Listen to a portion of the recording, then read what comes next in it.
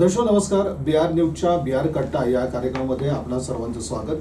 बिहार कट्ट्यावरती आज शहर उत्तर विधानसभा मतदारसंघातील राष्ट्रवादी काँग्रेस शरदचंद्र पवार पक्षाचे उमेदवार अर्थात महाविकास आघाडीचे उमेदवार माजी महापौर महेश कोठे यांना आपण निमंत्रित केले. कोठे साहेब, आपलं स्वागत.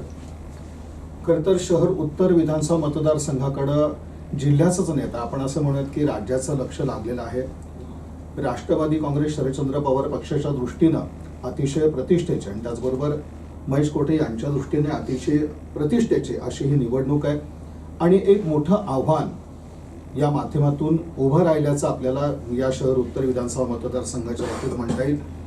त्यातही आपण महेश अण्णांच्या बाबतीत जर बोलायचं झालं तर तसा हा मतदारसंघ त्यांना नवखा नाहीये आणि यापूर्वी सुद्धा त्यांनी इथून निवडणूक लढवलेली होती. आणि विकास कामांचं जर बोलायचं झालं तर अगदी माझी म्हणजे महापौर पदाच्या कार्यकाळात किंवा महापालिकेच्या माध्यमातून शहर उत्तरसाठी महेश कोठे यांनी विकासाची अनेक कामं तिथं केलेली आहेत. आजही ते म्हणूयात की त्याचे साक्षीदार नाही तर त्याचं भरीव असं योगदान आपल्याला त्या ठिकाणी दिसून येतं. आणि खास करून विशेष उल्लेख जर आपल्याला करायचा झाला तर बीडी घरकुल सारख्या भागाचा आपल्याला उल्लेख करावा लागेल की जेव्हा तिथं कोणतीच एक परिस्थिती विकासाची दिसत नव्हती किंवा पुढं तिथलं चित्र कशा पद्धतीचं असेल अशी शंका व्यक्त होत असताना आज तो परिसर ओळखू येण्याच्या पलीकडे गेलाय. त्यामध्ये महेश कोठे यांचं योगदान आणि खास करून आपण असं म्हणू की शहर उत्तरमधील जो हद्दवाडा भागाचा परिसर आहे विशेषत्वानं तिथं दिलं गेलेलं लक्ष ही फार मोठी जमेची बाजू आपल्याला म्हणता येईल. आणि त्यामुळंच आज हे सगळे विकासाचे मुद्दे घेऊन महेश कोठे ह्या निवडणूक रिंगणात उतरलेले आहेत. बाकी असं जरी असलं तरी ही निवडणूक म्हटल्यानंतर आणि राजकीय आखाडा म्हटल्यानंतर आरोप प्रत्यारोप होतात किंवा दावे प्रतिदावे केले जातात. हे दावे प्रतिदावे कशा पद्धतीचे आहेत आणि राष्ट्रवादी काँग्रेस पक्षाचे उमेदवार म्हणून महेश कोठे यांचा एक जो आत्मविश्वास आहे तो कशा पद्धतीचा आहे. कारण खरं तर अगदी यापूर्वीच एक अपक्ष उमेदवार पण नसले असते तर कदाचित आमदारकी देखील त्याच वेळेला लागून आली असते. पण आज मात्र एक मोठं आव्हान आणि राष्ट्रवादीला एक मोठी आशा या शहर उत्तर मतदारसंघाच्या बाबतीत आहे. एकूणच हे राजकीय चित्र आम्हाला काय सांगतं, त्याचबरोबर कोणती आव्हानं आहेत, कोणत्या समस्या आहेत आणि जो महाविकास आघाडीच्या माध्यमातून प्रचार केला जातो तो कोणत्या मुद्द्यावरती आणि महायुतीचे जे आरोप होत आहेत तर त्याला दिलं जाणारं उत्तर आजच्या बिहार कट्ट्यावरून आपल्या समोरील संचालक संपादक मनीष केसरांनी विनंती करतो की त्यांनी आपल्या प्रश्नांनी सुरुवात करावी. आपलं प्रथमतः बिहार कट्ट्यावरती स्वागत. थँक्यू. शहर उत्तर मधून मध्यमधून पुन्हा शहर उत्तर विधानसभेला उभारण्याचा निर्णय आपण का घेतला? आपल्याला माहिती आहे की मी ज्यावेळेस काँग्रेसमध्ये होतो त्यावेळेस 2009ला मी शहर उत्तरमधून निवडणूक लढवलेली होती आणि त्यावेळी सपाटे जर उभारले नसते तर माझा विजय त्याच वेळी झाला असता. आणि तात्यांना अनेक वर्ष MLC देतो म्हणून सांगून प्रत्येक वेळी त्यांचं नाव कटवायचं. लक्षात आलं की बाबा आपल्याला आता ह्या पक्षात काही न्याय मिळेल असं वाटत नाही आणि म्हणून मग खरं तर भाजपमध्ये जायचं ठरवलं होतं. पण शहर उत्तरमध्ये माझं काम होतं पण भाजपचे विद्यमान आमदार असल्यामुळे त्यावेळेस ते शहर अध्यक्ष होते त्यामुळं त्यांनी काही मला हे केलं नाही. मग दुसरा पर्याय होता की मध्यच्या जागेला. मध्य ही जागा शिवसेनेची होती आणि म्हणून मग मी शिवसेनेकडे गेलो. शिवसेनेत गेल्यानंतर आपल्याला माहिती आहे की मला पहिल्या वर्षी तिकीट अगदी घरापर्यंत आलं. शिवसेना जरी मी पराभूत योगायोगाने भाजप सेनेची युती तुटली आणि वोट डिवायडेशन झालं त्याच्यामुळे प्रणितीताईला त्याचा फायदा झाला. आणि नंतर आपण पाहिलं की मी त्यासुद्धा चांगली मतं घेतली होती पण मुस्लिम समाज त्या मतदारसंघामध्ये जास्त असल्यामुळं 2 नंबरला MIM होतं. त्यांच्यात आणि माझ्यात जवळजवळ 3-1 हजारचा फरक होता. आणि असं असताना शिवसेना नंतर वाढवली पडल्यानंतर सुद्धा जवळजवळ 22 नगरसेवक त्या ठिकाणी निवडून आणले आणि मला शब्बासकी मिळायच्या ऐवजी उलटं माझं तिकीट कट झालं. त्याला कारणं वेगवेगळे आहेत. उद्धव साहेबांची कधीच इच्छा नव्हती की माझं तिकीट कट करावं. त्याने अनेक मला सांगितलं, त्यावेळी सांगितलं नाही नाही, दिलीप मानेला सुद्धा आम्ही तुम्हाला मदत व्हावी म्हणून घेतलेलं आहे, त्यांना काय तिकीट देणार नाही. पण त्यावेळी तानाजी सावंतचा फार आग्रह होता आणि ते संपर्क प्रमुख असल्यामुळं त्यांचं शेवटी त्यांना ऐकावं लागलं. लास्ट मोमेंटला मला AB फॉर्म सुद्धा हातात दिला होता. तो AB फॉर्म परत घेतला गेला आणि मग नाईलाजाने मला अपक्ष त्या ठिकाणी लढावं लागलं. तर असे 2 इलेक्शन तिथं झाले, 3 झाले जवळ, म्हणजे 2 मध्यला आणि 1 उत्तरला. 2 वर्षापूर्वी काही लोक मला तात्यांच्या जवळचे आले की तात्या आणि साहेब एवढे वर्ष एकत्र होते, तर तुम्ही काय करायचं ते करा, पण तिथं उभारू नका पंडितताईच्या विरोधात, आणि साहेबाचे रिलेशन तुमचे परत जुळतील असं तुम्ही हे करा. मी त्यांना शब्द दिला आणि त्यापासून मी उत्तरला जायचं ठरवलं. आणि दोन्ही वेळेस मालकाने मला 14ला आणि 19ला मध्यला मदत करतो म्हणून सांगून दोन्ही वेळेस मला फसवलं पण होतं. मग ते सुद्धा माझ्या डोक्यात होतं. म्हणलं उत्तरची आपली प्रत्येक वेळी आपण दोन्ही वेळेस त्यांना मदत केली, माझ्या लोकांना मतदान करायला लावलं, त्यामुळे तुम्ही बघितलं तर दोन्ही वेळेस त्यांचं मताधिक्य वाढलेलं आहे. बीडी घरकुलमधनं 1 साईड मतदान करायला लावलं आणि असं असताना त्यांच्याकडून जी मदत मिळायला पाहिजे होती ती मिळाली नाही. म्हणून म्हणलं इकडं ह्यांनाही शब्द दिला होता आणि ह्यांचा दोन्ही वेळेसचा राग होता, त्यामुळे ठरवलं की आपण शहर उत्तरलाच परत आलं पाहिजे. आणि बीडी घरकुलवाल्यांची जास्त आग्रह होता की तुम्ही एवढा मोठा आपला बीडी घरकुल असताना 8 आम्ही नगरसेवक तुम्हाला दिले आहेत आणि मग तुम्ही तिकडं का जाता. आणि मग परत निर्णय घेतला की काय करायचं, मग उत्तरला जर जायचं असेल तर ही जागा त्यावेळेस परत राष्ट्रवादीला होती आणि मग राष्ट्रवादीत जायचं. कारण त्याच्या 19ला अजितदादा आणि धनंजय मुंडे साहेब हे सगळे माझ्या मागे लागले होते की तुम्ही इकडे येऊन उभा राहा, आम्ही सगळी पाहिजे ती मदत करतो. शेवटी तर अशी ऑफर होती की तुम्ही अपक्ष उभा राहा, आम्ही पुरस्कृत करतो. आणि सगळ्याच बाकीचे जे छोटे पक्ष आहेत, मग त्यात आनंद चंदनशिव असतील, निंबर्गी सर असतील, हे सगळेजण मला मदत करायचं ठरलं होतं. पण मी त्यावेळेस थोडंसं ह्याच्यात होतं की बाबा आपल्याला तिकीट कट सेनेने केलं आहे, तर मग सेनेच्या विरोधातच लढलं पाहिजे ही भूमिका ठेवून मी त्या ठिकाणी सेनेच्याच अपक्ष त्या ठिकाणी माध्यमातून लढायचं ठरवलं. आणि नंतर मग अजितदादांशी भेटलो, शरद पवार साहेबांशी भेटलो, त्यांनी माझं स्वागत केलं. आणि नंतर आपण पाहिलं की 1 वर्ष व्यवस्थित चाललं आमचं, भरपूर निधी दिला अजितदादांनी मला, जसं शब्द दिला होता तसा. पहिल्यांदा 10 कोटीची यादी मला मागितली आणि 10 कोटीची मी यादी दिल्यानंतर त्यातले 5 1 महिन्यात त्यांना हे झाल्यानंतर ते म्हणले ठीक आहे आत्ता 5 देतो, नंतर बाकीचे देतो, म्हणून 5 कोटीची यादी माझी मंजूर झाली. आणि नंतर मग परत माझी यादी त्यांना मी द्यायच्या आधीच त्यांनी दुसऱ्यांदा संधी मिळाल्यावर ती 10 कोटीची सुरुवातीला दिली होती ती 10 कोटी परत आहे तशीच मंजूर केली. त्यामुळं काही कामं डबल झाले तिथंच. पण 5 कोटी आणि ते 10 कोटी दोन्हीची यादी जर बघितली, 15 कोटीची निधी मला त्याने दिला. पण ते 10 कोटी जेव्हा मंजूर झाला त्याच्याच 1 महिन्यानंतर एकनाथ शिंदे साहेब महाविकास आघाडी सोडून परत तिकडे गेले आणि त्याच्यामुळे तो परत 10 कोटी ब्लॉक झाला. त्यानंतर मला अजितदादांनी विचारलं की तुम्ही आमच्याकडे या, ते सगळे रिलीज करतो. मी कोर्टात ह्यांनी दिलेला स्टे सुद्धा अजितदादांनी स्टे उठवला होता, म्हणजे माझ्याबरोबर अनेक लोकांची कामं ही झाली होती. हायकोर्टात जाऊन त्यांनी स्टे सुद्धा उठवला. पण नंतर मग ते मला आग्रह धरायला चालू केले की तुम्ही आमच्याबरोबर या. मी त्यांना सांगितलं की तुम्हाला इथं लढायचंच मला मिळणार नाही तर त्याचा काही उपयोग नाही आणि मी लढणार आहे. तुम्ही मला शब्द दिल्याप्रमाणे मी उत्तरला आलो आहे, मी लढणार आहे आणि उत्तरची जागा तुम्हाला सुटणारच नाही म्हणून त्यांना स्पष्ट सगळ्या गोष्टी सांगितलं. त्यांनी मान्य केलं. आणि मग पण मात्र मधल्या काळात तो 10 कोटीचा निधी थोडा गडबड करण्याचा प्रयत्न झाला.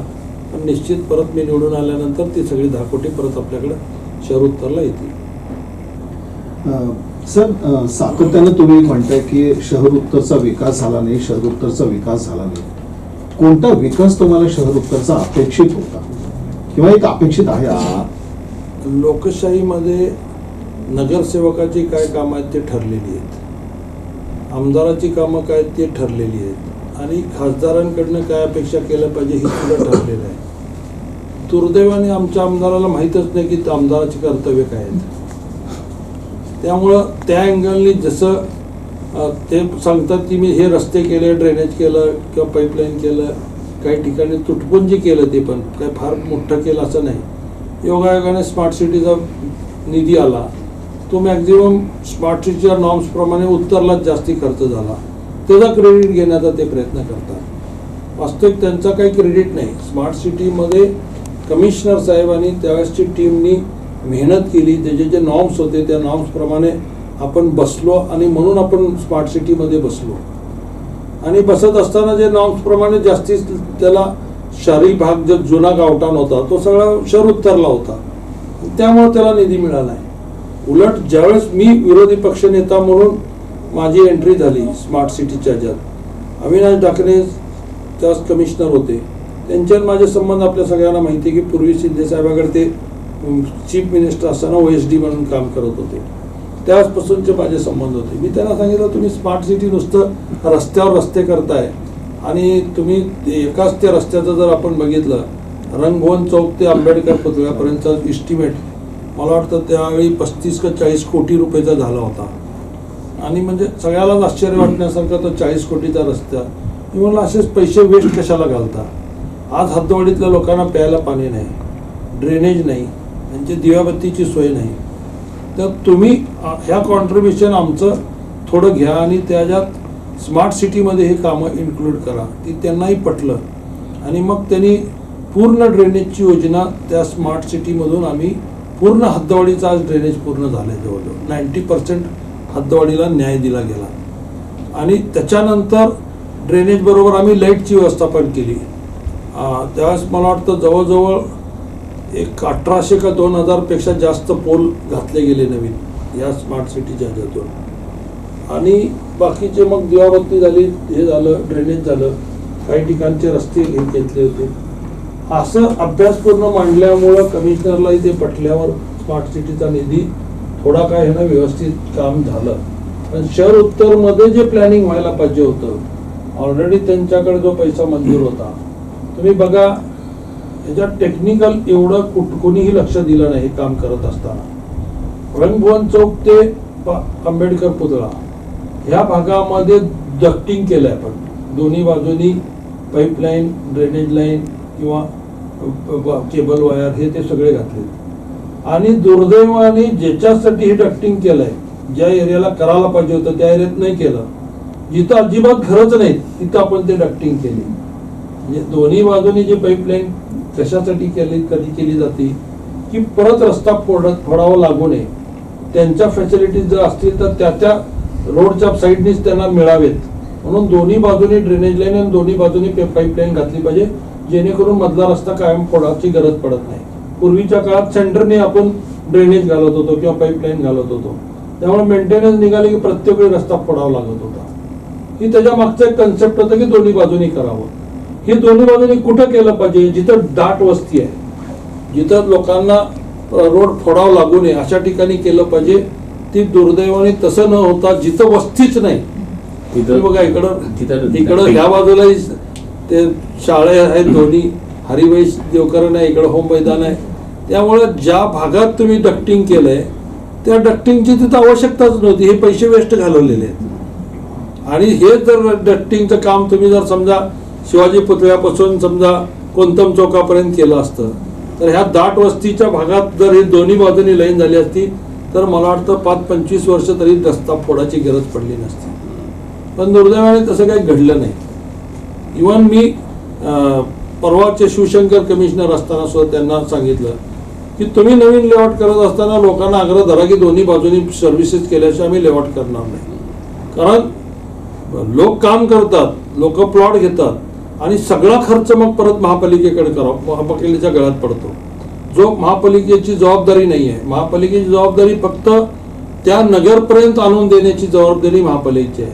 इंटरनल जे काही लेआउटमध्ये सुविधा द्यायच्या जबाबदारी आहेत ती त्या बिल्डरच्या आहेत किंवा जो प्लॉटिंग करतो त्या सोसायटीचे आहेत.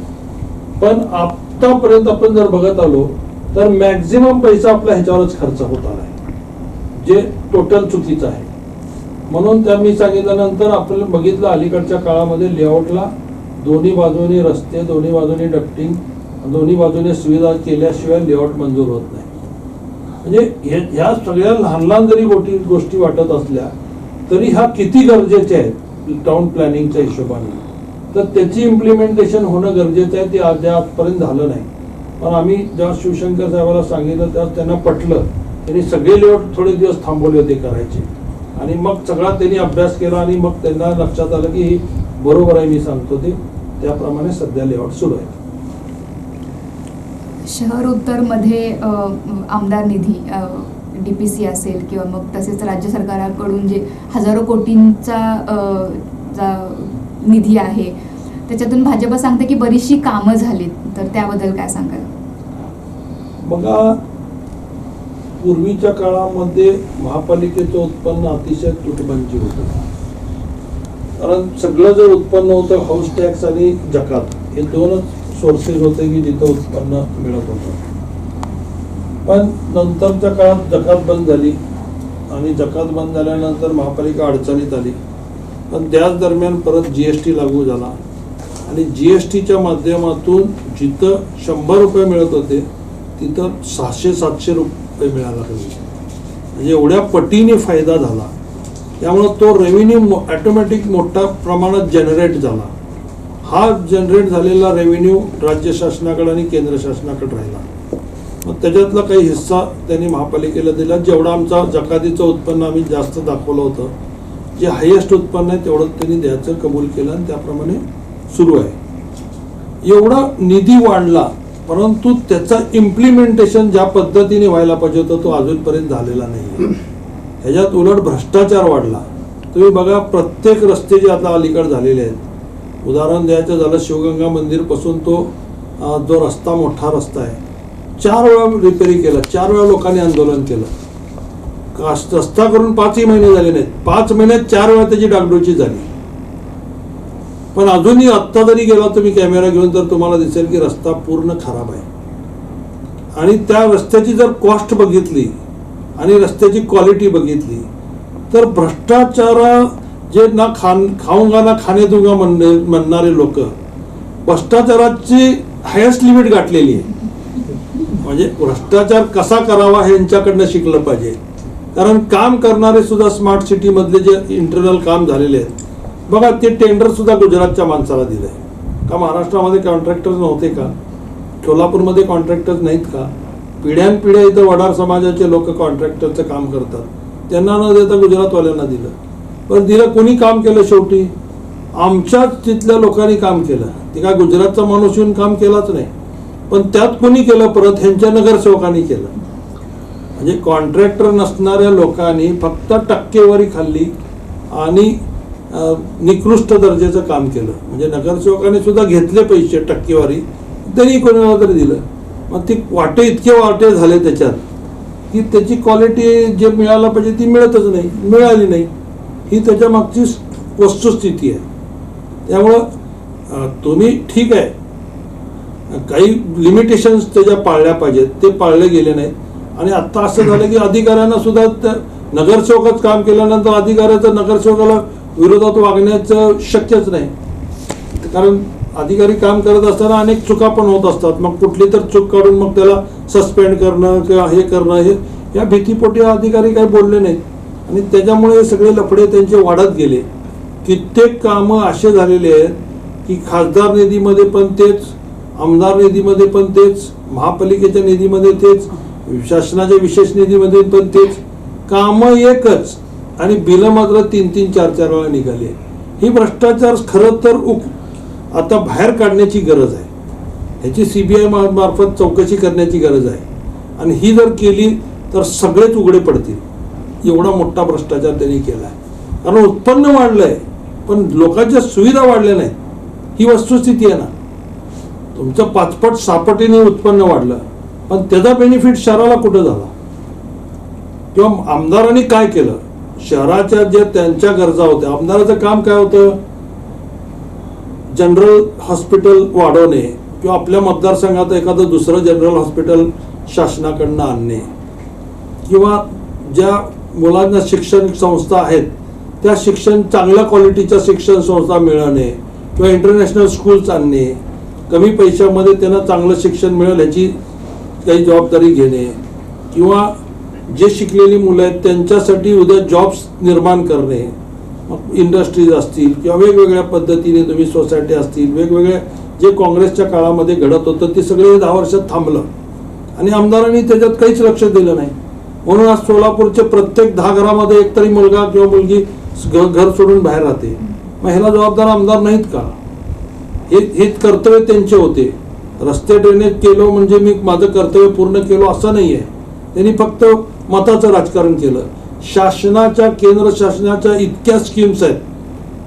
क्लस्टर जरी एक विषय जरी फक्त घेतला तर 100 प्रकारचे क्लस्टर आपण तयार करू शकतो आणि त्या क्लस्टरला 5 कोटीपासून राज्य शासनाचे आहेत आणि 15 कोटीपर्यंत केंद्र शासनाचे आहेत आणि ह्याला 90% सबसिडी आहे. फक्त 10% तुम्ही कॉन्ट्रीब्युशन घालायचं आहे आणि ते 10% तुम्ही घातलं तर तुम्हाला 90% सबसिडी मिळून कायमची म्हणजे न फेडणारी रक्कम तुम्हाला मिळते. अशा ह्याच्यातून तुम्ही छोटे छोटे युनिट्स घालू शकला असता. आज सोलापूरमध्ये आपण बघतो, इतर शहरात आणि आपल्यात फरक हाच आहे की एखादा टॉवेलचा कारखाना आहे, त्या कारखान्यापासून ए पासून झेड पर्यंत तोच एकच कारखाना करतो. पण दुसरीकडे तसं नाही आहे. दुसरीकडे डाईंग एक जण करतो, वॉर्पिंग एक जण करतो आणि तयार बीम एक जण तयार करून घेतो, कलर केलेलं बीम तयार करून देतो. त्याला फक्त मशीनवर फक्त प्रोडक्शनच काढायचं काम राहिलं असतं. तसा पद्धतीने जर त्याच्याकडे लक्ष दिलं असतं, त्यांच्याकडे स्वतःकडे वस्त्रोद्योग होतं, त्यांनी लक्ष दिलं नाही. सुभाष देशमुख साहेबांकडे पण वस्त्रोद्योग होतं, त्यांनी लक्ष दिलं नाही. मग तुमच्याकडे सत्ता आल्यानंतर ज्या सत्तेचा उपयोग जर तुम्ही लोकांसाठी करत नसाल तर मग तुमचा उपयोग काय आम्हाला? फक्त तुमची पदं मोठी झाली पण लोकांना काय मिळालं? तुमच्याकडे परिवहन खातं होतं, काय अवस्था परिवहनची आज? फक्त महेश कोटेकर किंवा काँग्रेसवाल्याकडे दोष दिला म्हणजे आपली जबाबदारी संपते अशी नाही. आत्ताचं त्यांचं वागणं जर बघितलं, मी IT पार्कसाठी प्रयत्न केला, ठीक आहे, त्याच्या काही जाचक अटीमुळे थोडंसं काम विलंब झालं, पण जर तुम्ही काहीच केलं नाही असं जर ते म्हणत असतील तर ती किती चुकीचं आहे. मला सांगा, 50 लाख रुपये मी डेव्हलपमेंट फंड भरलेत, बांधकाम परमिशन काढलेत, त्याच्यासाठी 50 लाख रुपये गेले. सिद्धरामेश्वरला 1.5 कोटी रुपये त्या कंपनीला द्यायला लावले. मग मला जर IT पार्क करायचं नव्हतं तर मी हे सगळं केलंच नसतं ना. किंवा लोकांना फसवायचंच होतं. त्या 1.5 कोटीची फक्त एका इमारत जरी उभा केली असती तर लोक मला घरात बसून मतं दिली असती. मला फसवूनच मतं घ्यायची असती तर मी कसंही घेऊ शकलो असतो. पण तसं केलं नाही. जे सत्यस्थिती आहे ती सत्यस्थिती लोकांना सांगितली. कार्यक्रम सुद्धा त्यावेळेस तुम्ही बघितला असाल किती मोठा कार्यक्रम झाला, त्याचाही काय खर्च कमी झाला का? मग तुम्ही स्वतःची तुमची जबाबदारी होती. तुम्हाला लोकांनी निवडून दिलं होतं. तुम्ही तुमच्या गेल्या वर्षच्या अजेंडामध्ये सुद्धा तुम्ही घातलेला आहे, निवडून आल्यानंतर मी IT पार्क आणतो म्हणून. घातला का नाही त्यांनी येऊन समोर सांगावं. मी जर खोटं बोलत असेल तर मला दुरुस्त करावं त्यांनी येऊन. पण तसं मग तुम्ही लोकांना फक्त इलेक्शन पुरतं फक्त गाजर दाखवणार आणि मतं घेणार. म्हणजे तुम्ही आतापर्यंत विकासाचं काहीच काम केलं नाही, फक्त मताचं राजकारण केलं. आणि मग मताचं राजकारण तुम्ही आता करत आला आणि परत खुशालकी सांगता की मी 4 वेळा निवडून आला. त्या निवडून आलेला अर्थ काय? तुम्हाला लोकांनी मत दिले हो, पण तुम्ही त्या लोकांच्या दिलेल्या मताशी प्रामाणिक आहे का ह्याचं आत्मपरीक्षण स्वतः कधीतरी एकदा करा ना. मी अनेक वेळा आमच्या शाळेत सुद्धा सांगत होतो की तुम्ही कसं शिक्षक झाला हे मला देणं घेणं नाही. तुम्ही वशिलाने झाला का खरंच तुमच्या टॅलेंटमध्ये झाला हे महत्वाचं नाही. पण तुम्ही एकदा शिक्षकी पेशा स्वीकारल्यानंतर तुम्ही स्वतः अभ्यास केला पाहिजे आणि तुम्ही चांगल्या पद्धतीने विद्यार्थ्यांना घडवण्यासाठी तुमचा पहिल्यांदा अभ्यास चांगला झाला पाहिजे. नाहीतर आता मी काही बघितलं, आता मी त्याचा उल्लेख करत नाही, महापालिकेच्या त्या म्हणजे शिक्षकाला सुद्धा एक ओळ नीट लिहिता येत नाही असे सुद्धा शिक्षक मी पाहिलेले आहेत. मग तुम्ही जर एकदा ती पेशात स्वीकारलाय तर त्याच्यात नंतर तुमच्यात सुधारणा झाली पाहिजे ना. मग तुम्हाला एवढ्या लोकांनी संधी 20-20 वर्ष दिली, त्यात तुम्ही सुधारणा काहीच केली नाही. ठीक आहे, तुम्हाला तुमचं मी मान्य करतो की तुम्हाला ठीक आहे सुरुवातीला काही समजलं नसेल, पण तुम्ही समजून तर घेतलं पाहिजे का नाही. 20 वर्ष काय कमी पिरियड आहे का? एक जनरेशन त्याच्यात 20 वर्ष म्हणजे एक जनरेशनचं हे तुम्हाला मिळालंय. म्हणजे 1 वर्षाचा मुलगा जर तुमच्या आमदार झाल्यानंतर वर्षाचा असेल तर त्याला मुलगा झाला असेल तुमच्या 20 वर्षाच्या पिरियडमध्ये. म्हणजे एवढा मोठा पिरियड तुम्हाला सोलापूरकरांनी दिला, पण तुम्ही सोलापूरकरांना काय रिटर्न दिला सांगा ना एकदा समोर येऊन सगळ्यासमोर. तुम्ही ते सांगत पण नाही. फक्त भांडणं लावण्याचं काम, काहीतरी हे करायचं काम, समाजामध्ये भांडणं लावा, ह्याच्या लावा आणि मतं कसं मिळतील तेवढंच फक्त तुम्ही हे करताय. किती दिवस हे करणार आहात? बरं, ज्या तुमची उमेद होती त्याच तुम्ही केलं नाही. आता तुम्ही 70 घातलाय, आता घरात बसण्याची गरज आहे. कारण आता तुम्ही काय करू शकत नाही, उद्या सत्य पण येणार नाही. एवढे दिवस खपलं सगळं, सत्तेमुळे सगळं खपलं, पण आता खपणार नाही. अण्णा, एक वेळ अशी होती की कोटे परिवाराला पक्षाचं अधिकृत तिकीट मिळवण्यासाठी धडपड करावी लागायची, कष्ट करावं लागायचं आणि त्याचा त्रासही झाला आपल्याला. आज मात्र कोटे परिवारामध्ये 2 अधिकृत तिकीट आहेत, एक राष्ट्रवादीचं आहे आणि एक भाजपचं आहे. काका आणि पुतणे एकाच घरात राष्ट्रवादीने भाजपचे उभारले, तर ते काय सांगाल लोकांना?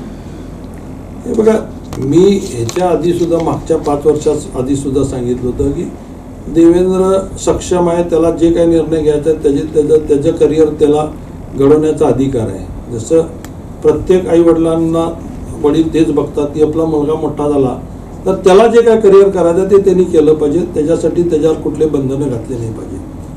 त्याचं अनेक वेळा बघितलं मी, थोडा ओढ होता भाजपकडे जाण्याचा, कधी तिकडं कधी इकडं असं होतं. पण नंतर लोकसभेमध्ये त्यांनी निर्णय घेतला, मलाही सांगितलं नाही आणि त्यामुळे मी नाराजच होतो. डायरेक्ट त्यांनी तिथं प्रवेश केल्यानंतरच आम्हाला फोन करून सांगितलं, त्यामुळे माझं अजूनही त्याच्याशी बोलणं नाही. पण ठीक आहे, त्यांनी काय का असेना जे काय त्याला शब्द दिलं होतं त्याप्रमाणे तिकीट मिळालं, ती त्याची स्वतःची वैयक्तिक ती कला आहे. मगाशी IT पार्कचं तुम्ही सांगितलंच, परंतु पुन्हा एकदा विचारतोय की IT पार्कची पायाभरणी होऊन आता 1 वर्ष होऊन गेलेलं आहे, मग नेमकं अडलंय कोण? तेच सांगतो ना, 3-4 ह्याच्याने ते IT पार्क काढले. एक तर ही जी कंपनी आहे, या कंपनीचा पैसा सगळा बाहेर आहे, देशाच्या बाहेर आहे आणि त्याच्यासाठी आत आणण्यासाठी त्याला RBIचे बरेचसे नॉर्म्स आहेत. त्यामुळं ते पैसा लवकर येत नाही, तिथं त्यांनी अडवून ठेवलेलं आहे. आता मी फार खोलात जाणार नाही, ती कोणी अडवलं, कसं अडवलं, काय काय मागितलं, किती मागितलं, त्या खोलात आत्ता मी इलेक्शनच्या समोर जात नाही. वेळ आल्यानंतर ती खुलासा करेन, त्या कंपनीलाच करायला लागेल. पण ती एक पहिला मुद्दा तिथं अडला. दुसरा, आज तुम्ही महाराष्ट्राचा जर अभ्यास केला तर आहे त्या कंपन्या ITच्या बाहेर गेलेत, महाराष्ट्राच्या बाहेर. मग हे का गेले ह्याचा कोणीच विचार करत नाही. कारण ज्या अटी तुम्ही घातलेल्या आहेत, जोपर्यंत तुम्ही त्यांना काही सवलती देणार नाही तोपर्यंत तुमच्याकडे लोक अट्रॅक्ट होणार नाही आणि येणार नाही. जे सुरुवातीच्या काळामध्ये पवार साहेबांनी हिंजेवाडी असेल किंवा बानेर असेल याच्यासाठी एक इन्फ्रास्ट्रक्चर पहिल्यांदा तयार केला. बेनिंजीर नावाचे मला आठवतं, क्रिस्टोफर बेनिंजीर म्हणून एक आर्किटेक्ट होते, मी त्यांनाही कमिशनरला घेऊन जाऊन भेटलो होतो. तर त्यांनी पहिल्यांदा हा प्लॅन तयार केला की आम्ही या बानेरला असं असं करतोय, हा इन्फ्रास्ट्रक्चर आम्ही आणतोय आणि मग तुम्ही आमच्याकडे या. कंपन्याला जास्त त्यांनी आव्हान केलं, त्याच कंपन्यांनी येण्याची, तिथं पोषक वातावरण तयार केल्यानंतर ती येण्याची तयारी दाखवली. तर ते पोषक वातावरण करण्याची पहिल्यांदा गरज आहे. सोलापूरला एकतर एअरपोर्ट नाही, एखादं इंटरनॅशनल स्कूल नाही, इंटरनॅशनल हॉस्पिटल नाही. त्यामुळे हे ज्या कंपनीमध्ये लोक कामाला येतात त्यांना ह्या सुविधा नसतील तर ते शक्यतो सोलापूरला यायचं टाळतात. म्हणजे छोट्या मोठ्या कंपन्या आणणं वेगळं, पण मोठी जर कंपनी तुम्हाला आणायची असेल तर त्याला हा इन्फ्रास्ट्रक्चर सुद्धा लागतो. त्यांना 5 दिवस ते 12-12 तास काम करतात, 16-16 तास काम करतात. मग 2 दिवस त्यांना सुट्टी लागते. सुट्टीसाठी सगळं एंटरटेनमेंट त्यांना लागतं. मग बार असेल, कॅसिनो असेल, हे सगळ्या गोष्टी लागतात. आणि ज्या ह्या मोठ्या शहरामध्ये आहे तिथं IT कंपनी व्यवस्थित चालते. आज तुम्ही पुण्यामध्ये सुद्धा बघितलं, आता सगळे हे सुविधा तिथं झालेले आहेत, इंटरनॅशनल स्कूल वगैरे सगळं. नुसतं IT एखादी बिल्डिंग उभारी केली म्हणजे ती IT कंपनी होत नाही. IT साठी लागणारा सगळा इन्फ्रास्ट्रक्चर तुम्हाला आणावा लागतो. त्याच्यात तुम्हाला कमिशनरला मी तुम्हाला आठवत आहे 5 वर्षापूर्वी तुम्ही आला होता पुण्याला, आपण मराठा चेंबर ऑफ कॉमर्समध्ये आपण बैठक घेतली होती. सगळ्या कंपनीच्या CEOजना आपण तिथं इन्व्हाइट केलं होतं, त्यांच्याशी आपण गप्पा मारल्या होत्या. त्या गप्पा मारताना कमिशनर, कलेक्टर, तुमचे टेलिफोन डिपार्टमेंटचे GM, त्याच्यानंतर एअरपोर्ट अथॉरिटीचे इथले प्रमुख, या सगळ्यांना मी घेऊन गेलो होतो की IT ला जे काही लागणार आहे ती काय एअर सर्व्हिस आम्ही लवकर सुरू करतोय. रेल्वेच्या लोकांना सांगितलं होतं की आम्ही आमचे लाईनचं काम चालू आहे आणि 3 तासामध्ये पुण्यावरनं प्रत्येक गाड्या येतील, हे अश्युरन्स आम्ही द्यायला सांगितलं होतं. कमिशनरनी सांगितलं की तुम्हाला टॅक्समध्ये असेल, तुम्हाला पाणी पुरवठा पाहिजे असेल किंवा तुम्हाला रस्ते त्या भागातले पाहिजे असतील, हे सगळे आम्ही करून देऊ, तुम्हाला FSI वाढवून देऊ, टॅक्सेसमध्ये कमी करून देऊ, हे सांगण्यासाठी कमिशनरला घेऊन गेलो होतो. मग हे सगळ्या गोष्टी तिथं त्यांना आम्ही पटवून सांगितल्या. त्यामुळे पॉझिटिव्हनेस वाढलं होतं. त्यावेळेसचे पालकमंत्री आमचे विजयकुमार देशमुख सुद्धा त्या ह्याला कार्यक्रमाला होते आमच्या या गेट टुगेदरला. त्यांनाही सुद्धा कंपनीने सगळ्या ज्या काही गोष्टी सांगितल्या होत्या, मग त्यांनी का नाही हे जेव्हा पुढे हे केला मला सांगा ना. 5 वर्षात त्यांनी त्या सगळ्या कंपनीचं म्हणणं ऐकून घेतलं. मग काय आपल्याला करावं लागेल, सगळ्या अधिकाऱ्यांचे भाषण आज सुद्धा माझ्याकडे आहेत. मग हे सगळेजण आम्ही सगळे एवढे पॉझिटिव्ह विचार एक बाजूनी करत होतो. मग तुम्ही काय केलं सांगा ना. तुम्ही काहीच केलं नाही, उलट फक्त म्हणता महेश कोटेंनी गाजर दाखवलं. मग एवढ्यानी तुमची जबाबदारी संपते असं तुम्हाला वाटतंय? म्हणजे तुम्ही ठीक आहे, मला तुम्ही काही मदत केली का, किंवा तुम्ही कधी बैठक घेतली का बाबा, मला सोडून द्या, कधी चेंबरशी बसलात का, कधी कुठल्या सगळ्या आपल्या ज्या सोशल वर्कर्स आहेत त्यांच्याशी बसलात का, की बाबा सोलापूरला काय पाहिजे, सोलापूर आर्किटेक्टला कधी घेऊन बसलात का, कुठल्या अँगलने तुम्ही काम केलं ते तरी सांगा ना. वास्तविक ही आमदाराची जबाबदारी आहे, सगळ्यांना विश्वासात घेऊन सिटीचा नवीन डेव्हलपमेंट प्लॅन करणं, त्या डेव्हलपमेंट प्लॅन मध्ये काय काय आपल्याला करता येईल, कसं आपल्याला लोकांना इन्व्हाइट करता येईल. जोपर्यंत तुम्ही पोषक वातावरण करणार नाही, कुठलीही कंपनी अशीच येणार नाही. मग ती पोषक वातावरण करण्यासाठी तुमचं पहिल्यांदा इथं ते सगळी तयारी केली पाहिजे. कुठल्याही भागात आता तुम्ही एखादं घर जरी घ्यायचं म्हणलं तर तुम्ही तिथं पाणी आहे का नाही, रस्ता आहे का नाही, मला कन्व्हिनियंट आहे का नाही, सगळं बघता का नाही. मग कंपनी सुद्धा एवढ्या लांब जर येत असेल आणि तुमचं एकतर सोलापूरचं नाव खराब झालंय की सगळ्या कंपन्या लगेच धडाधड बंद पडतात. एकीकडे म्हणजे ही बाजू आपली सोलापूरचं एक हे झालेलं आहे. आणि मग अशा वेळी तुम्ही जोपर्यंत तुम्ही पोषक वातावरण करणार नाही, कोणी येणार नाही तुमच्याकडे. साधं टॅक्सेस जरी बघितले आपण, सुपर टॅक्स आपल्याकडे लावला जातो, तर लक्ष्मी रोडचा टॅक्स आपल्यापेक्षा कमी आहे पुण्याच्या. मग सोलापूरचा माणूस मग लक्ष्मी रोडला जर त्याला जास्त बिझनेस मिळत असेल आणि कमी टॅक्सेस असतील तर माणूस सोलापूरला कशाला येईल मला सांगा ना. त्यामुळे सोलापूर वाढतच नाही. आज तुम्ही 10-12 हजारावर सगळे काम करता. हाच मुलगा 8 तास इथं 12-12 तास 15-15 तास तुम्ही काम करता, 10-12 हजार रुपये पगार मिळते. हाच मुलगा जर पुण्याला गेला तर 8 तासात त्याला 25 आणि 30 हजार रुपये मिळतात. मुलगा तोच आहे, टॅलेंट तेच आहे. फक्त शहर बदलल्यानंतर जर हे घडत असेल तर मग आपल्याकडे का घडत नाही याचा विचार कधी तर 20 वर्ष आमदारकीची संधी मिळालेल्या आमदारांनी केली का? 5-5 वर्ष मंत्रीपद भोगलं, किती खाते होते, त्या कुठल्या खात्याचे तुमच्याकडे 6 का 7 खाते होते, कुठल्या खात्याचा आम्हाला सोलापूरकरांना उपयोग झाला ते एकदा सांगा ना आमच्या समोर येऊन. आम्ही म्हणलं मी विड्रॉ करतो माझं फॉर्म. जर तुम्ही आमच्या सोलापूरसाठी काहीतरी केलं असं सांगत असाल तर येऊन सांगा ना सगळ्यासमोर. सांगितलं का तुम्ही? नाही सांगत, कारण केलंच नाही ना. काय सांगणार आहे तुम्ही? या म्हणलं समोरासमोर आमने सामने करायला मी तयार आहे. मी आव्हान सगळीकडे करतोय, तुमच्याकडे सुद्धा मला परवा आल्यावर मी आव्हान केलं होतं, बोलवा दोघांना एकत्र, बघू दे त्यांनी काय केलं आणि मी काय नाही केलं, काय करू शकलो असतो मी दाखवतो. मला एकदा संधी देऊ दे, मी दाखवतो तुम्हाला. तुम्ही जे 20 वर्षात केलं नाही मी 2 वर्षात करून दाखवतो. तेवढी माझी कॅपॅसिटी आहे, फक्त संधी मिळत नाही. पण मला वाटतं ह्या संधी मिळेल.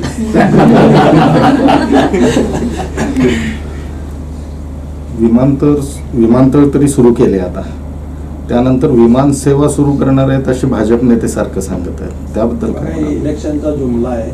हे काही इलेक्शन विमान चालू होत नाही सोलापूरचं. कारण मागं सुद्धा शिंदे साहेबांनी बरेच प्रयत्न केले, आम्ही त्यांच्या जवळ होतो. किंगफिशरला त्यांनी गळ्यात घातलं, किंगफिशर तयार झाली. पण त्यावेळी सुद्धा चेंबरनी 50% तिकीट घेतल्यानंतर किंगफिशर तयार झाली. हे विचार करा. मग आज कोण जबाबदारी घेणार आहे 50% तिकिटाची? ती फ्लाईट्स आलेले फ्लाईट 4 दिवस पण टिकणार नाहीत. किती लोक जातील मला सांगा? रोज मुंबईला फ्लाईटनी किती लोक जातील? एवढ्या चांगल्या रेल्वे आहेत, स्टेशनवर गेल्यानंतर तुम्ही रात्री झोपून जाता, सकाळी उठल्यानंतर तुम्हाला सगळ्या मुंबईतले काम करून संध्याकाळी रिटर्न येता. विमानाने किती लोक जाणार आहेत? कुठल्या अशा मोठ्या कंपन्या आहेत की बाबा त्याचे CEO जातील? साधा आपला फर्स्ट क्लास रिकामा जाते ट्रेनचं, तर विमानाने किती लोक प्रवास करतील असं वाटतंय? हे सगळ्या खोट्या आश्वासन आहेत लोकांना. इव्हन मी आता नेहमीच सांगतो की पाणी पुरवठा असो तर तुम्ही आता लोकांना खोटं आश्वासन देताय की पाणी दररोज देऊ म्हणून. मी चॅलेंज देतो लिहून, अजून 5 वर्षात जर यांनी पाणी रोज दिलं, अजून 5 वर्ष त्यांना सत्ता देऊ, त्या 5 वर्षात जरी दिलं तरी मी राजकारण सोडतो. तुम्ही आमदार कारण का नाही त्याला सांगतो ना मी, मधल्या काळामध्ये तुम्हाला आठवत असेल, अजित महाविकास आघाडीच्या मी जर राष्ट्रवादीत प्रवेश केल्यानंतर अजितदादाच्या मागे लागून उजनी टू सोलापूरच्या लाईनसाठी स्पेशल मिटिंग लावायला लावली आणि अजितदादांनी सुद्धा मला ताकद दिली. एकट्यालाच मला बोलवलं होतं, कुणालाही बोलवलं नव्हतं, आमदार नव्हते, खासदार नव्हते, मला एकट्याला बोलवलं. कारण माझा स्टडी त्यांनी बघितला होता त्या बाबतीत. मी त्यांना आग्रह धरत होतो अधिकाऱ्यांना की तुम्ही उजनी टू सोलापूरची लाईन जी आहे त्याची किंमत 250 कोटीची आता 850 कोटीवर झालेली आहे. 850 कोटी तुम्ही कॉन्ट्रीब्युशन करून देणार नाही लवकर आणि म्हणून आमची ही लाईन होणार नाही लवकर. माझं मत होतं की तुम्ही आता ऑलरेडी एक बंधारा बेगमपूरला बांधलेला आहे, त्या बंधाऱ्यातून जर अडवलेलं पाणी आम्हाला जर दिलं तर त्याच्यातून कॉस्टिंग जी आहे ती फक्त 10% कॉस्टिंगमध्ये ते काम होणार होतं आणि ह्या लाईनच्या हिशोबाने 10% कॉस्टिंगमध्ये ते काम होतं आहे आणि ती दिल्यामुळं आम्हाला दररोज पाणी पुरवठा आम्ही अतिशय चांगल्या पद्धतीने करू शकतो. आत्ताची परिस्थिती जी तुम्ही दुसरी लाईनचं सांगताय आम्हाला, गाजर दाखवताय, ही दुसरी लाईन अजून वर्षभर होईल असं वाटत नाही. पहिली गोष्ट. दुसरी गोष्ट, ती लाईन जरी आली उद्या तर 1 वर्षात ही लाईन चालू राहते का नाही ह्याची गॅरंटी नाही. जी टाकळीपासून आलेली जी लाईन आहे त्याची लाईफ संपून 5-7 वर्षापेक्षा जास्त झालेली आहे, म्हणजे त्याची लाईफ संपलेली ऑलरेडी. ती कधीही धोका देऊ शकते. ती जर लाईन उद्या जर धोका दिली आणि ती जर बस्ट झाली तर तुम्हाला सोलापूरला इंटेक आत्ता जेवढा आहे तेवढाच राहणार आहे. मग आत्ता तुम्ही जेवढं पाणी 140 MLD देताय, 140ला 140च राहणार आहे, ही 70 परत बंद पडणार आहे. मग तुम्ही कसं दररोज पाणी पुरवठा देणार आहे? एकदा येऊन सांगा की आमच्या समोर जनतेला. म्हणजे किती खोटं बोलायचं आणि किती तुम्ही मतासाठी हे सगळं करायचं. कधीतरी तुम्हाला मिळालेल्या संधीचा फायदा आम्हाला करून द्या ना. हे पाण्याचं चुकीचं असेल तर मला येऊन सांगा, मी अधिकाऱ्यांबरोबर सुद्धा तुमच्या कट्ट्यावर चर्चा करायला तयार आहे.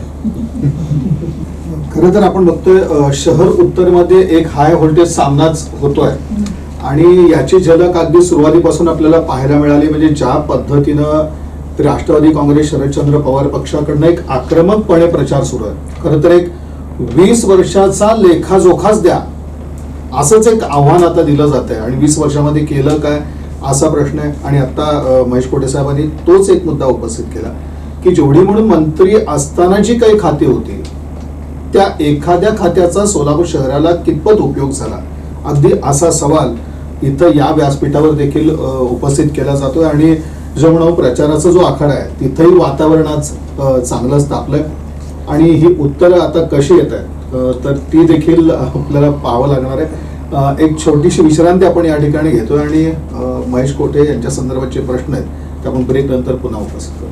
कंबर दुखते, मानदुखीचा देखील त्रास होतोय, संधिवात आणि मणक्याचेही आजार आहेत. अहो मग चिंता कशाला करताय? आजच भेट द्या डॉक्टर नेहा सिंग रोडा यांचं healing hands physiotherapy, UKG osteopathy and ayurvedic सेंटरला.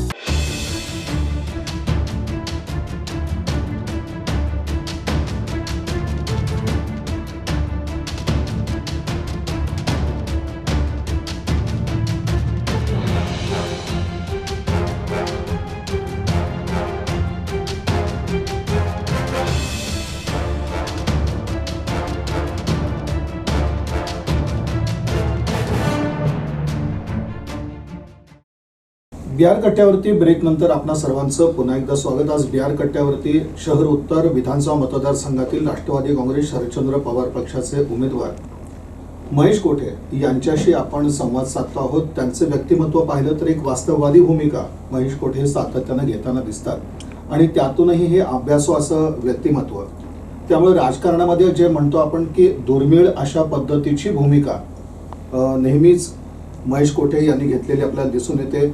आणि नेमक्या याच मुद्द्यावरून जी विकास कामं शहर उत्तरमध्ये अपेक्षित होती त्याचा एक उहापोह त्यांनी आत्तापर्यंत केला. आणि खरोखरच जो 20 वर्षाचा काळ आत्तापर्यंतचा होता तर त्यामध्ये या मतदारसंघाचा कशा पद्धतीनं विकास व्हायला पाहिजे होता आणि आजच्या घडीला समस्या ज्या दिसत आहेत त्या कशामुळे दिसत आहेत ते देखील त्यांनी मांडल्या. आणि एकंदरीत राजकीय वातावरण जे शहर उत्तरमध्ये तापलेलं आहे तर ते नेमक्या याच मुद्द्यावरती आहे आणि तसाच एक आक्रमक प्रचार आपल्याला दिसून येतो आहे.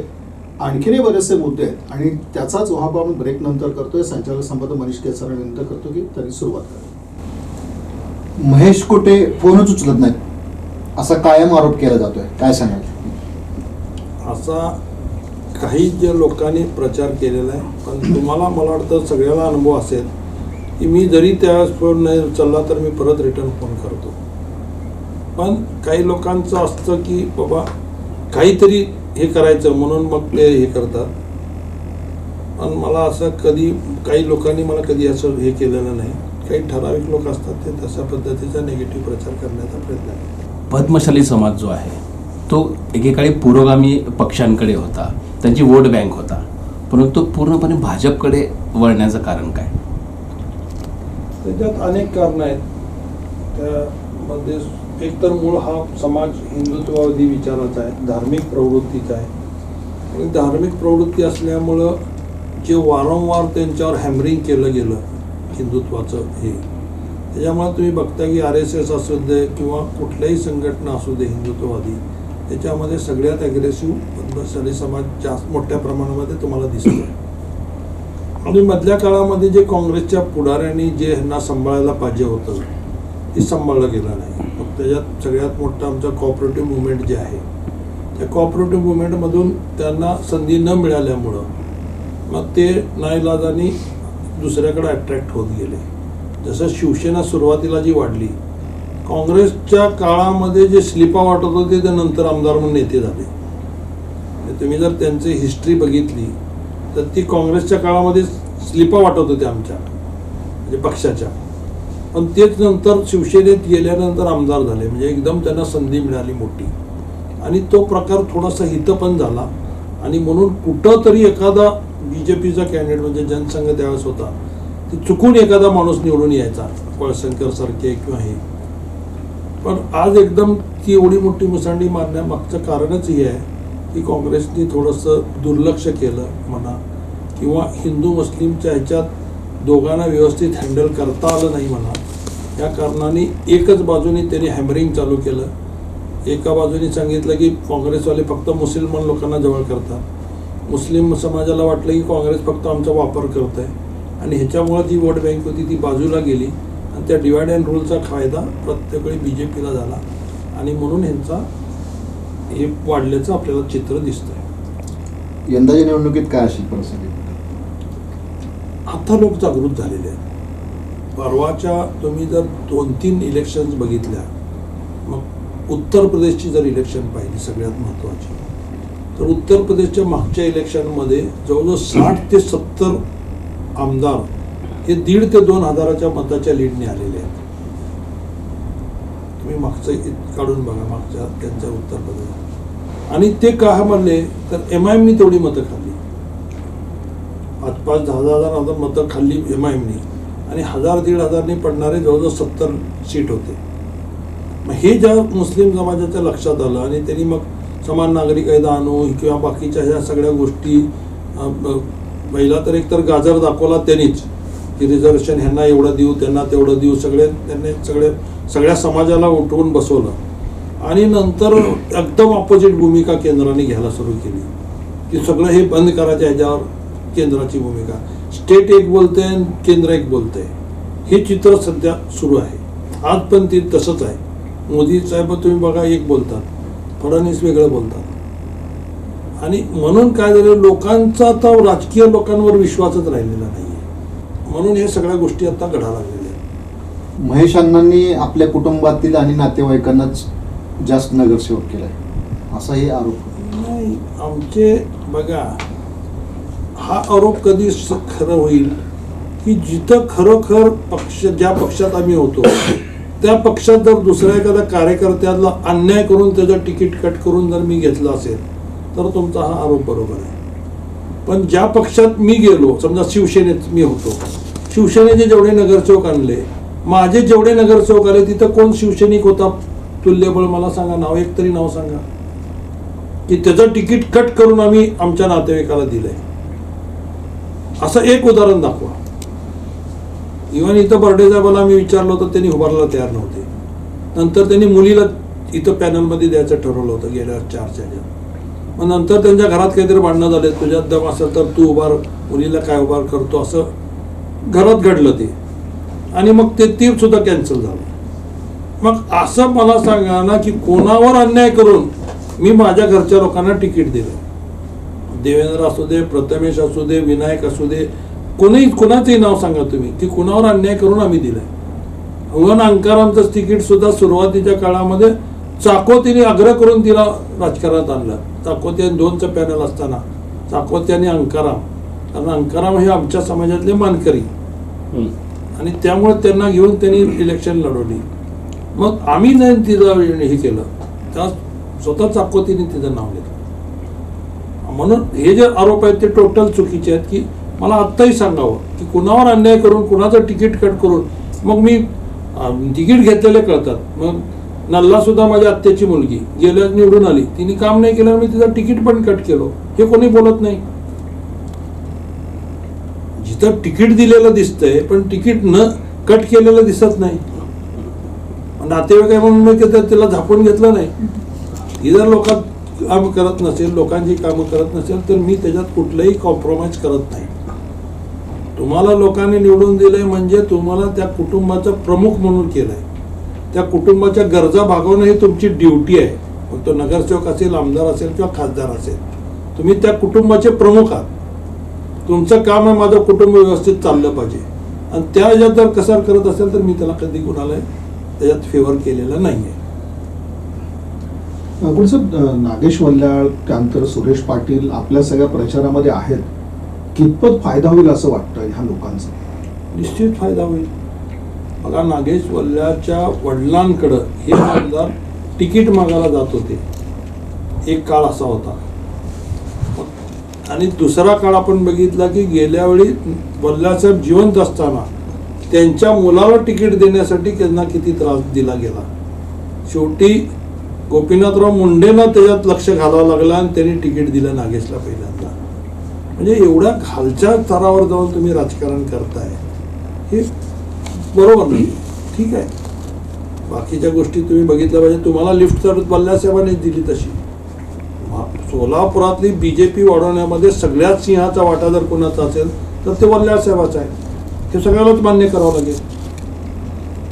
वल्ल्यासाहेब जर पहिल्यांदा आमदार, एकमेव आमदार होते पश्चिम महाराष्ट्रातून निवडून आलेले, आणि त्यांना संधी मिळाली नाही.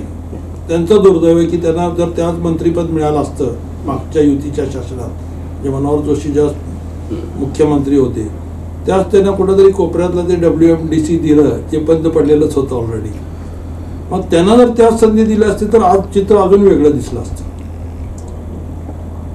आणि बीजेपी ज्यांनी वाढवली त्या माणसाची आज अवस्था काय आहे सांगा ना. आणि मग तुम्ही त्याच्यावर आरोप करणार, पक्ष सोडून गेला, हे केला, ते केला, असं म्हणणार का तुम्ही? जसं महेश कोटेवर आरोप करता, सारखं पक्ष बदलतात.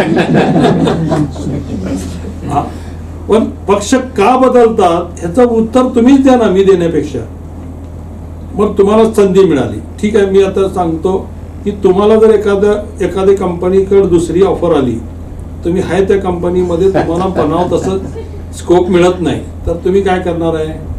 जिथं स्कोप मिळेल तिथं जाणार का नाही जाणार? म्हणजे मी चूक काय करतो? माझ्यावर जर अन्याय होत असेल तर मी ते अन्याय सहन करून तिथंच राहावं असं तुमचं म्हणणं आहे का?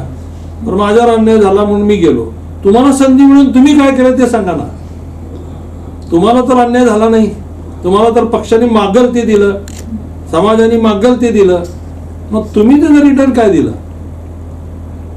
हा प्रश्न शेवटी अनउत्तरित राहतो की तुम्ही काय केलं आणि मग मला का देऊ नये. मी आज सगळ्याला हेच अपील करतोय की तुम्ही त्यांना दिलंय, एक म्हणजे पिढी घेत जाईल एवढं दिलंय. मग एक पिढी एवढं जर तुम्हाला संधी मिळाली आणि तरी तुम्ही काही दिलं नाही तर मग मला द्यायला काय हरकत आहे? एकदा चान्स देऊन बघायला काय हरकत आहे? मी करू शकतो का नाही मी दाखवतो ना. एकदा द्या संधी, फक्त बघा. राष्ट्रवादी काँग्रेस पक्षातील अनेक जण आपल्याला सहकार्य करत नाहीत असं बोललं जातं, काय वस्तुस्थिती? नाही, अशी काही नाही आहे. असं काय, सगळ्यात लोक व्यवस्थित काम करत आहेत. तिन्ही मित्र पक्षाचे लोक सुद्धा काम करत आहेत. आता प्रत्येक पक्षात थोडंसं हे असतं, जलसी असते आणि काही लोकांना कोणी पुढं गेलेलं काही वेळा आवडत नसतं. असे काही लोक असतात, ते त्यांच्या त्यांच्या पद्धतीने काम करत असतात.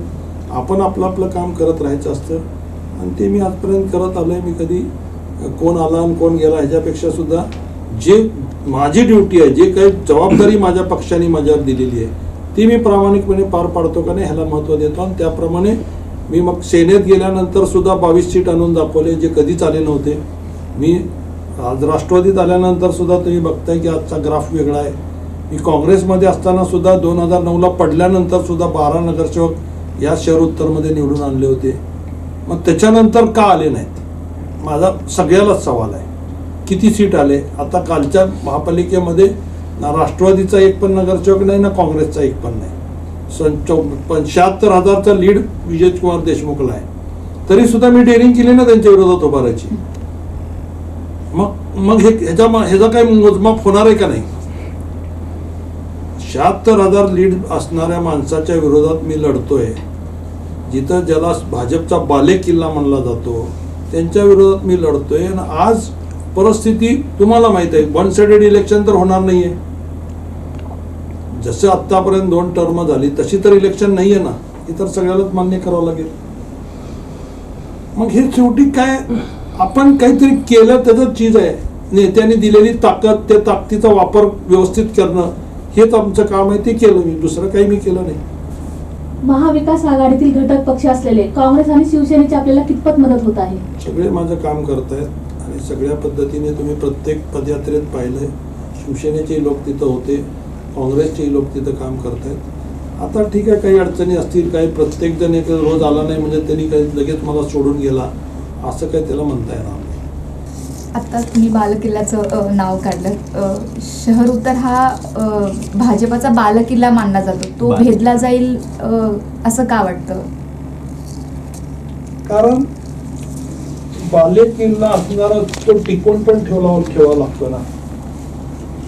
बालेकिल्ला आहे जरूर, पण टिकवण्याची जबाबदारी त्यांची नाही का?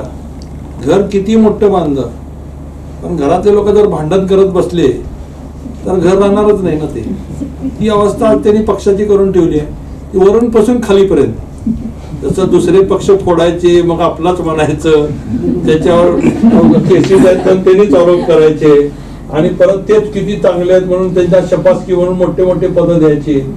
काय आदर्श घ्यायचा मला सांगा ना. एकेकाळी जे बीजेपीचं हे होतं, ती एक शिस्तबद्ध पक्ष, एक सुसंस्कृत पक्ष म्हणून त्याच्याकडे जे बघितलं जायचं. स्वतः गडकरी साहेब म्हणतात हे जे चाललेलं आहे ते मला पटत नाहीये, पक्षाच्या धोरणाच्या विरोधात आहे, हे त्यांच्याच लोकांना म्हणावं लागतं. आणि तीच अवस्था आज मग वल्ल्याळ असतील, सुरेश पाटील असतील, या सगळ्यांनी जी आज विरोधात भूमिका घेतली त्यांनी काही पक्ष सोडला नाही, पण पक्षाला त्यांनी सांगितलं की हे माणूस काहीच करत नाही. सुरेश पाटील सारखा माणूस तुम्ही जर बघितला, विरोधी पक्षात असताना सुद्धा अग्रेसिव्ह राहून त्यांच्या भागातली कामं करून घेत होता का नाही? मग तुम्हाला सत्ता देऊन तुम्ही का करून घेऊ शकत नाही? जर तुमच्याच पक्षातला एक साधा नगरसेवक धमक दाखवून तो अधिकाऱ्याला वाकवून त्या ठिकाणी काम करून घेऊ शकतो, तुम्हाला तर सत्ता मिळाली ना, मग तुमच्यात ती धमक नाहीये का? का दाखवली नाही ती धमक? तुम्ही दाखवायचं होतं, अधिकाऱ्यांना धरायचं होतं आणि काम, विकासाची कामं करायची होती. कोण अडवलं होतं तुम्हाला? आम्ही कधी अडवलं? तुम्ही एखाद्या विकासाच्या, माझ्या वार्डात काम करत असताना मी कधीच अडवलं नाही, कधीच क्रेडिटसाठी भांडलो नाही. एक रस्त्यावर सुद्धा आम्ही काम करत असताना तिथं येऊन त्यांनी लोक भांडणं केले. वस्तुस्थिती कमिशनरला मी लक्षात आली, पोलीस कमिशनरला सुद्धा, की तो रस्ता त्यांचा काहीच संबंध नाही.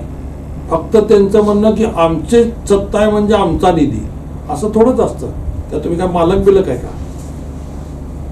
तुम्ही काय सगळ्या बजेटचे मालक नाही, जनतेचा पैसा आहे, तुमच्या घरचा पैसा नाही येतो. त्यामुळे जनतेला कुठल्याही पैशाचा विनियोग चांगल्या ठिकाणी करण्यासाठी बोलण्याचा अधिकार आहे आणि तो अधिकार एक नागरिक म्हणून मी वापरत होतो. त्याच्यावर सुद्धा त्यांनी राजकीय दबाव आणून आमच्यावर खोट्या केसेस केल्या. ठीक आहे, ते बघू पुढच्या काळात. पण ज्या पद्धतीने तुम्ही विकास करत नाही आणि लोकांना अडवणुकीचं काम करता, पण महेश कोटेने आजपर्यंत कधीही कोणी एखादं जर काम करत असेल तर त्याला अडवं कधी गेला नाही. ठीक आहे, काही चुका असल्या तरी आम्ही सांभाळून घेतला. ठीक आहे, काहीतरी करतोय ना, ही भूमिका ठेवून आम्ही त्याला उलट प्रोत्साहनच दिलं. शहर उत्तर मतदारसंघाबाबत आपलं विजन काय असेल?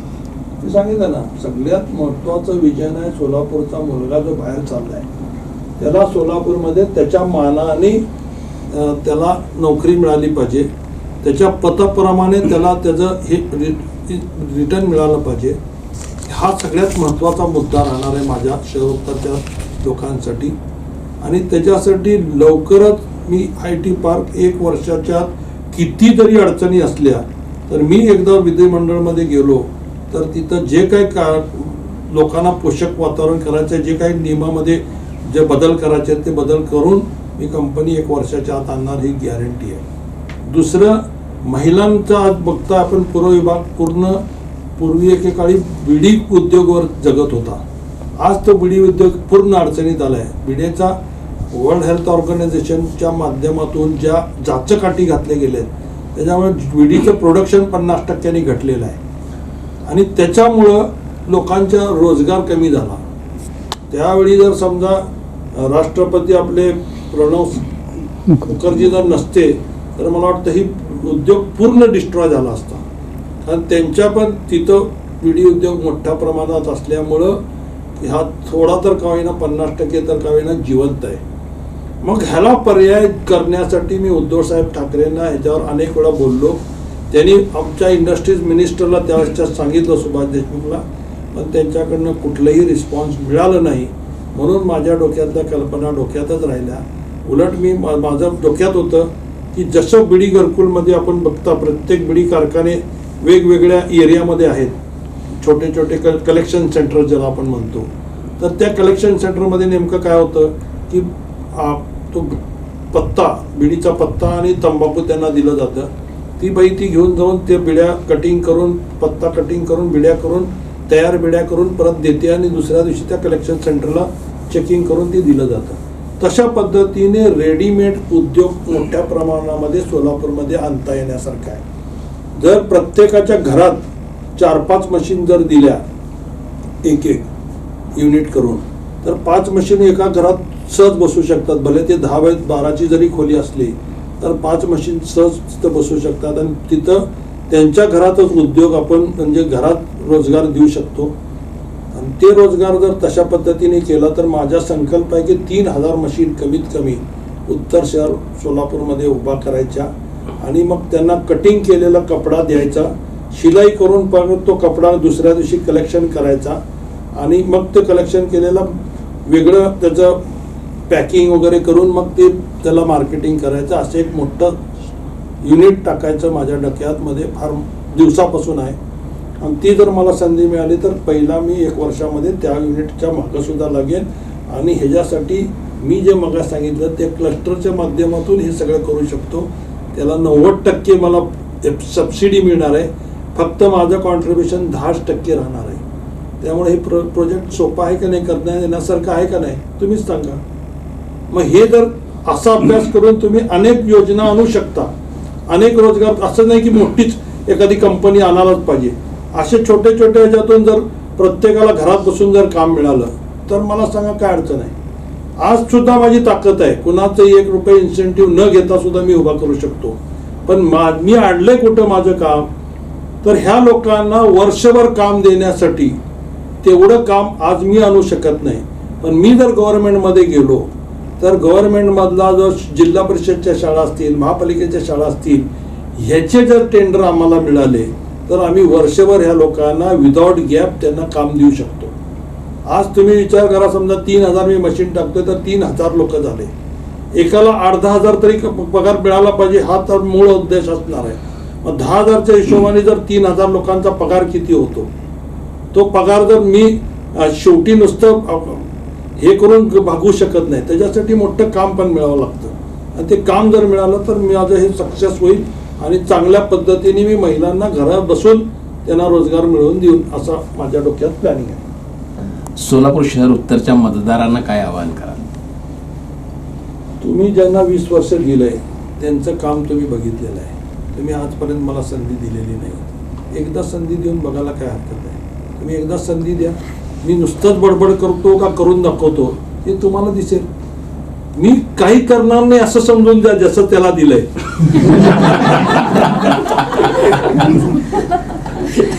आणि मी करून तुमच्या मताचं सोनं केल्याशिवाय सोडत नाही एवढी गॅरंटी देतो.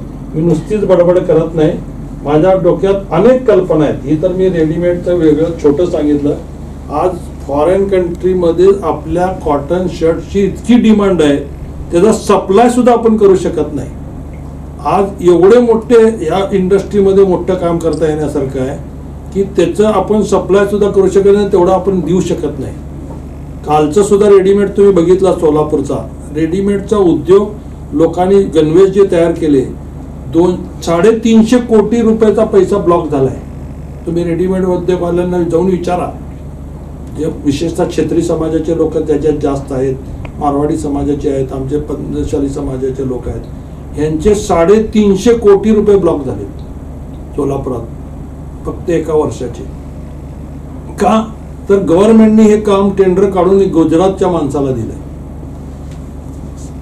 शाळेचे गणवेशचं काम गुजरातच्या माणसाला दिलंय. तुम्ही मी खोटं बोलत असाल तर उद्या चौकशी करू शकता. तुम्हाला तर मीडियाला लगेच सगळ्या गोष्टी माहिती होऊ शकतात. आणि ते तर दिलंय तेच काम परत आमच्याच लोकांनी केलंय. पण त्यांची जी मार्जिन आहे, मार्जिन रेशो जे आहे ते गुजरातवाल्यांनी खाल्लंय. मग कसा आमचा सोलापुरात पैसा येणार आहे? कशी आमची पेईंग कॅपॅसिटी वाढणार आहे? जोपर्यंत आमची पेईंग कॅपॅसिटी वाढणार नाही, जोपर्यंत आम्ही पैसा खर्च करणार आमच्या हातात येणार नाही, तोपर्यंत आम्ही करणार नाही. तोपर्यंत छोटे छोटे उद्योग कसे जगतील? माझ्या लोकांची ज्यावेळेस पेईंग कॅपॅसिटी वाढेल त्यावेळेस ऑटोमॅटिक छोटे जे धंदे ज्याच्यावर अवलंबून असतात त्यांची सुद्धा जगण्यासाठी त्यांना सुद्धा एक साधन होणार आहे. त्यांची सुद्धा पेईंग कॅपॅसिटी वाढणार आहे. म्हणून मी परवा दसऱ्यामध्ये श्रीयंत्र वाटले, लक्ष्मीचे यंत्र, त्याच्यावर टीका झाली.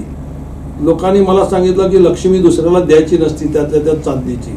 मी सांगितलं माझ्या रूपाने जर त्यांनी त्या दिलेल्या लक्ष्मीचं जर पूजन केलं आणि त्यांच्या घरातली लक्ष्मी वाढली तर ह्याच्यापेक्षा आनंद मला दुसरा काय राहणार नाही. प्रत्येकाच्या घरात लक्ष्मी नांदली पाहिजे, प्रत्येकाची घरातली पेईंग कॅपॅसिटी वाढली पाहिजे. ह्या स्वप्न मी बघणारा एक बऱ्याच दिवसापासूनचा कार्यकर्ता आहे आणि ते कृतीत यावं अशीच मी त्या महालक्ष्मीला सुद्धा प्रार्थना करतो. आणि आपल्याला माहिती आहे माझं चिन्ह सुद्धा यावेळेस बघा कसं आहे. ते चिन्हामध्येच यश आहे. पवार साहेबांना ते चिन्ह मिळाल्यानंतर आमचा ग्राफ कितीने वाढला. 80% सीट आम्ही म्हणजे परवाच्या ह्याच्यात मिळाले. म्हणजे कुठलंही शुभ कार्य करत असताना महाराष्ट्राची परंपरा आहे ती तुतारी वाजवायची. आता हे 20 वर्षाचं केलेलं जे ह्यांचं हे आहे कारभार त्याच्यासाठी तुतारी वाजवून त्यांना घरी पाठवण्यासाठी एक चांगली संधी आहे. त्यामुळे मी लोकांना आवाहन करतो की रामकृष्ण हरी म्हणा घरातून निघताना आणि बटन दाबताना वाजली तुतारी म्हणून बटन दाबा. एवढं आव्हान मी या उत्तरच्या मतदारांना करू इच्छितो. आणि निश्चित मला खात्री आहे की मी तुम्ही दिलेल्या मताशी प्रामाणिक राहीन आणि तुम्ही दिलेल्या मताचं सोनं केल्याशिवाय सोडणार नाही एवढी खात्री मी शहर उत्तरच्या मतदारांना देऊ इच्छितो. मतदारांसमोर आम्ही विकासाचे मुद्दे घेऊन जातो आहेत आणि निश्चितच शहर उत्तरचा विकासाचा अनुशेष आम्हाला भरून काढायचं. जे 20 वर्षामध्ये घडलं नाही ते 2 वर्षामध्ये घडवण्याची नक्कीच एक धमक आमच्यामध्ये आहे. मतदारांनी संधी द्यावी असं आवाहन महेश कोठे यांनी केलं. त्याचबरोबर हातामध्ये आमच्या काही सत्ता नसताना आम्ही IT पार्कसाठी पावलं उचलतोय, पण तुमच्या हाती सत्ता असताना देखील उद्योग व्यवसायासाठी कोणते प्रयत्न झाले अशी एक विचारणा त्यांनी केली. आणि सातत्यानं एक जो प्रश्न उपस्थित केला जातोय पक्ष बदला संदर्भातला, तर ती महेश कोठे यांनी सांगितलं की जर माझ्यावर कुठे अन्याय होत असेल आणि एखादा स्कोप मिळत असेल तर आम्ही एखादा पक्ष बदलणं याच्यामध्ये गैर काय. पण जिथे तुमच्यावर कुठलाही अन्याय झाला नाही, तुम्हाला उलट चांगली संधी मिळत गेली, तिथून जनतेच्या हिताचं कोणतं कार्य घडलं असा सवाल देखील महेश कोठे यांनी उपस्थित केला.